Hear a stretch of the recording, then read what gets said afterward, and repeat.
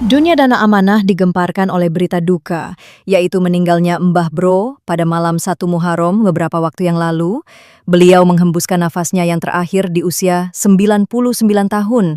Duka cita yang mendalam kami sampaikan atas meninggalnya Mbah Bro.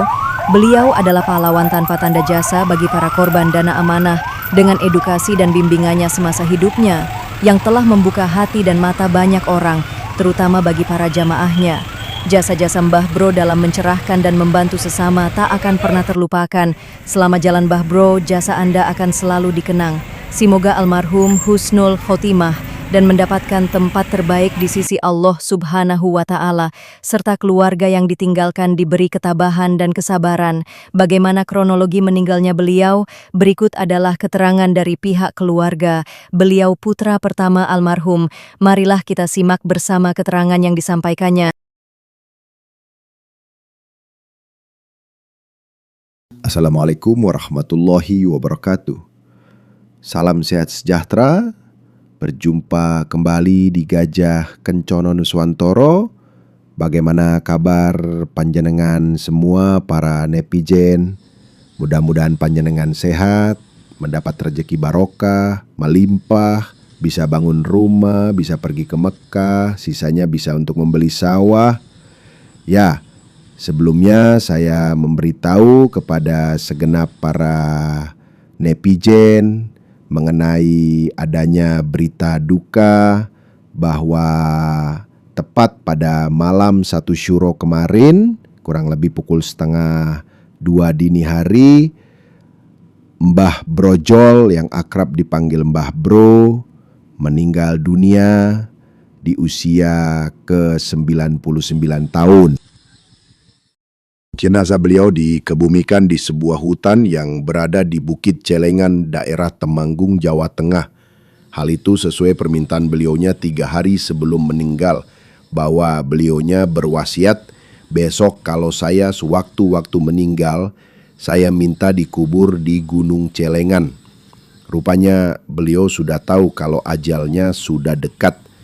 Maka dari itu saya minta keikhlasan netizen semua untuk sejenak mendoakan beliaunya. Mudah-mudahan husnul khotimah, diterima segala amalnya, diampuni segala dosanya. Khususon Mbah Brojol. Al-Fatihah. A'udzubillahi minasyaitonirrajim. Bismillahirrahmanirrahim. Alhamdulillahirabbil alamin. Arrahmanirrahim. Maliki yaumiddin. Iyyaka na'budu wa iyyaka nasta'in. Ihdinas siratal mustaqim, siratal ladzina an'amta 'alaihim, ghairil mahdubi 'alaihim waladdallin. Amin. A'udzubillahi minasyaitonirrajim. Bismillahirrahmanirrahim. Alhamdulillahirabbil alamin. Arrahmanirrahim. Maliki yaumiddin. Iyyaka na'budu wa iyyaka nasta'in. Ihdinas siratal mustaqim, siratal ladzina an'amta 'alaihim, ghairil mahdubi 'alaihim waladdallin. Amin. A'udzubillahi minasyaitonirrajim. Bismillahirrahmanirrahim. Alhamdulillahirabbil alamin. Arrahmanirrahim. Maliki yaumiddin. Iyyaka na'budu wa iyyaka nasta'in. Ihdinas siratal mustaqim, siratal ladzina an'amta 'alaihim, ghairil mahdubi 'alaihim waladdallin. Amin. Terima kasih atas doa panjenengan semua. Mudah-mudahan segala keikhlasannya menjadi amal panjenengan semua. Semula kami tidak mengira kalau beliau mau meninggal, dan memang tidak ada tanda-tanda sama sekali. Karena beliau keadaannya sehat pada waktu itu. Begitulah kehidupan, bahwa kematian itu sesuatu yang misteri. Setiap yang hidup akan mati juga. Dan ini merupakan suatu pembelajaran, renungan, dan kita jadikan musabah diri untuk kita semua. Poin penting pada video ini, kami akan menyampaikan beberapa wasiat dari almarhum yang diwasiatkan 3 hari sebelum mengembuskan nafasnya yang terakhir, yang dimana wasiat itu dikhususkan kepada para anggota paguyuban Dana Amanah. Apa yang diwasiatkan almarhum? Jangan kemana-mana, simak terus videonya. Di balik sikap diamnya beliau selama ini soal dana amanah, namun pada sikap beliau sebenarnya ada pesan yang mendalam. Beliau sampai meneteskan air mata ketika menyampaikan wasiat itu.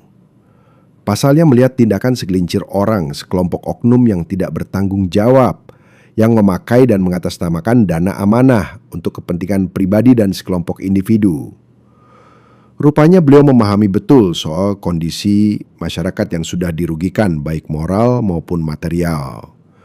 Beliau hanya berpesan harta amanah itu lebih dekat daripada setiap hembus nafas yang dihembuskan. Beliau tidak menyebut langsung bahwa dana amanah itu tidak ada. Namun pesan singkat tersebut mempunyai makna yang mendalam jika kita uraikan. Bukan hanya sekedar nominal uang atau hal kebendaan yang dibagi-bagikan. Bahkan selama ini kita semua sudah merasakan. Namun manusia selalu merasa kurang dan kurang. Memang, sekilas peran beliau di dunia dana amanah terkesan tidak begitu penting. Bahkan tidak sedikit yang menghujat beliau. Persepsi mereka beliau tidak bisa memberi solusi, yaitu solusi cairnya dana amanah yang sudah bertahun-tahun mereka gadang-gadang dan yang mereka impikan. Bahkan ada yang mengatakan cuma tukang gedabrus. Sama halnya dengan Agus Santoso. Namun di balik semua itu, sebenarnya beliau telah memberi edukasi kepada para anggota paguyuban dana amanah. Tidak cuma anggota PPUI, namun anggota paguyuban dana amanah yang lain. Mengingat begitu banyaknya paguyuban dana amanah yang ada di Indonesia. Alhasil, ada kurang lebih 250 anggota yang sadar dan keluar dari keanggotaan. Dan mereka membentuk suatu komunitas atau membuka forum diskusi yang di situ ada salah seorang anggota yang ditunjuk menjadi ketua. Dan almarhum selaku penasehatnya. Perlu diketahui bahwa komunitas itu bukan paguyuban atau program dana amanah. Mereka yang sadar dan keluar dari keanggotaan sudah kembali hidup secara normal dan memulai membangun kehidupan baru. Oleh beliaunya mereka diberi pengarahan untuk bekerja sesuai dengan minat dan bakatnya masing-masing dengan memberi pinjaman uang tanpa bunga kepada mereka untuk modal usaha. Beliau tidak butuh pengakuan atau bahkan pujian. Bahkan beliau dalam menjalankan misinya tidak pernah dipublikasikan, mendatangi para anggota dari rumah ke rumah.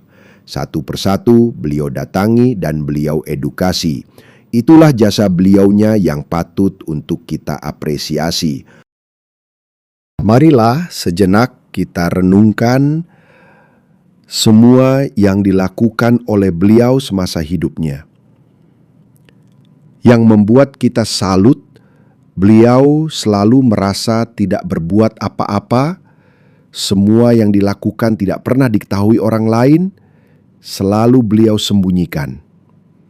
Hal itu diungkapkan oleh salah seorang jamaahnya pada acara 7 hari meninggalnya beliau. Jadi, apa yang dikatakan banyak orang bahwa yang bisa mencairkan dana amanah hanyalah Satrio Piningit atau hanya Tuhan karena dana amanah milik Tuhan dan Tuhan sendiri yang akan mencairkannya. Bahkan belakangan ini kita merasa miris dengan sebuah kanal YouTube Sang Sejati Tersamarkan yang mengusung tema harta amanah. Kalau kita telaah kalimat yang disampaikan pada kanal itu, bahwa dia merasa telah mendapatkan wisik atau semacam wangsit untuk mencairkan dana amanah yang diberikan langsung oleh Tuhan Yang Maha Kuasa. Dengan kata lain, dia telah mengklaim sebagai seorang utusan Tuhan. Dan yang seolah mengharuskan, bahkan memaksa kita untuk mempercayainya. Lalu siapa Sang Sejati Tersamarkan? Mungkin dia sendiri alias si kreator. Yang memprihatinkan adanya kalimat Tuhan sejati yang sering disebut berulang-ulang kali. Jelas hal itu bisa membahayakan akidah. Tuhan sejati berarti ada Tuhan yang tidak sejati, padahal Tuhan hanyalah ada satu, Allah Subhanahu wa Ta'ala. Bagaimana menurut panjenengan semua? Silahkan tulis di kolom komentar. Begitulah sekiranya yang bisa kami sampaikan. Terima kasih atas perhatiannya. Mohon maaf atas segala kekurangan. Wassalamualaikum warahmatullahi wabarakatuh.